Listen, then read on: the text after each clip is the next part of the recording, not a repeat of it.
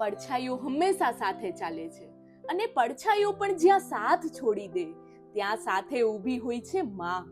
Highway છોડીને એક સ્લમમાં જતા રસ્તા તરફ હું કાળજીપૂર્વક આગળ વધી.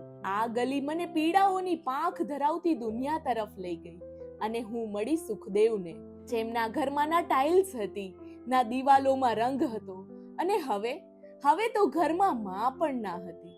ફક્ત 16 વર્ષનો સુખદેવ, જેમની આંખોમાં જવાબદારીના નકશા ચિતરાઈ ગયેલા હતા.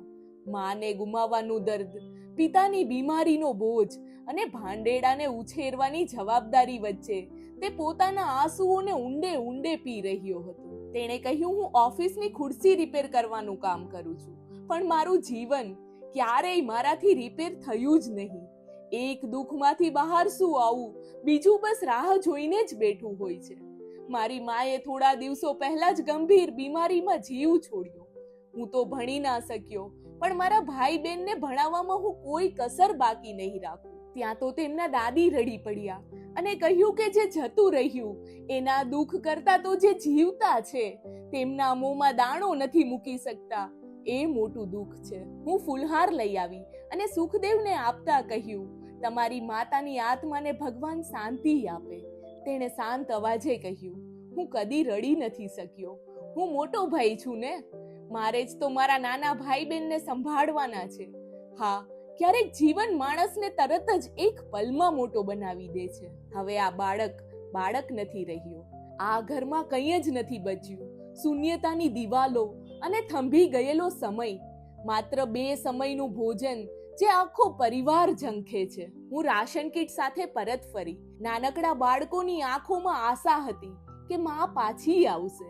મેં તેને એક રમકડું આપ્યું, પણ ચહેરા પર એ જ દુઃખનો ડુંગર અડીખમ ઊભો હતો. મેં બાળકોને મારી માને ગુમાવવાના અનુભવ વિશે કહ્યું કે કેવી રીતે દુઃખ સમય સાથે શાંત થઈ જાય છે, પણ કદી પૂરું નથી થતું. જ્યારે મેં સુખદેવના હાથમાં થોડા પૈસા મૂક્યા ત્યારે તેણે લેવાનો ઇનકાર કરી દીધો. પણ મેં કહ્યું કે આ માત્ર પૈસા નથી, આ થોડો સમય છે, જેનાથી તું તારા ભાઈ બહેન સાથે ઘરમાં રહી શકીશ. થોડા દિવસો તેને તારી વધારે જરૂર છે.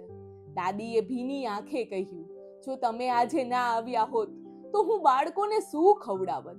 કોઈને ગુમાવવું એ દુઃખદ છે, પણ જીવતા જેને દાળ રોટલી પૂરી ના પડે એ દુઃખ, એનો તો કોઈ અવાજ પણ નથી.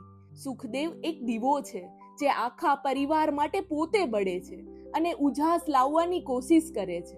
સુખદેવે માત્ર માં નહીં, પણ પોતાનું બાળપણ પણ ગુમાવ્યું છે.